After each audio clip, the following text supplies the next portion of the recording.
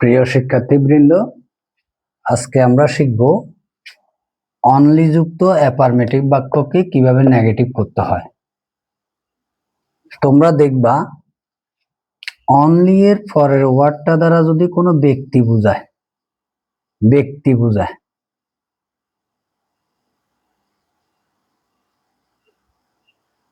তখন এই only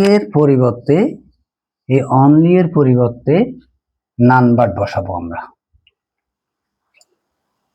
only এর পরের ওয়ার্ডটা দ্বারা যদি কোনো ব্যক্তি বোঝায় তাহলে অনলি এর পরিবর্তে আমরা নেগেটিভ করার সময় কি বসাবো? None but. আর অনলি এর পরের ওয়ার্ডটা দ্বারা যদি কোনো বস্তু বোঝায় তাহলে আমরা এই অনলি এর পরিবর্তে নাথিং বাট বসাবো। আর তোমরা যদি দেখতে পাও অনলি এর পরে ওয়ার্ডটা দ্বারা কোনো বয়স বা সংখ্যা যদি বোঝায় তাহলে এই অনলি এর পরিবর্তে নট মোর দেন অথবা নট লেস দেন বসাবো। তাহলে আমরা এই তিনটা বাক্য এই নিয়মে আমরা করি। তাহলে এই অনলি এর পরের ওয়ার্ডটা দ্বারা কি বুঝাইলো? এখানে দা পুয়ার মানে গরিবেরা, তাহলে অবশ্যই ব্যক্তি বুঝাইলো। তাহলে অনলি এর পরিবর্তে আমরা কি বসাবো? নান বাট বসাবো। কি বসাবো? None but. None but. আর বাকি অংশ যেভাবে আছে এভাবে বসাই দিলে হবে।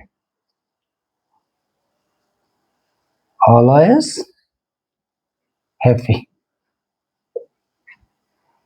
আর যেহেতু এখানে অনলি এর পরের ওয়ার্ডটা দ্বারা মুন বুঝাইলো, মুন এটা বস্তু, তাহলে এই বস্তু বুঝালে অনলি এর পরিবর্তে আমরা বসাবো নাথিং বাট। Nothing but.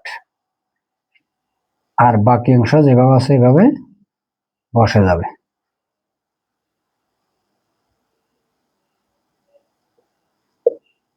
আর এই জায়গায় অনলি এর ফরওয়ার্ডটা দ্বারা বয়স বা সংখ্যা যদি বোঝায় তাহলে এখানে বয়স বোঝালো, এই কারণে আমরা অনলি এর পরিবর্তে নট মোর দেন বসাবো।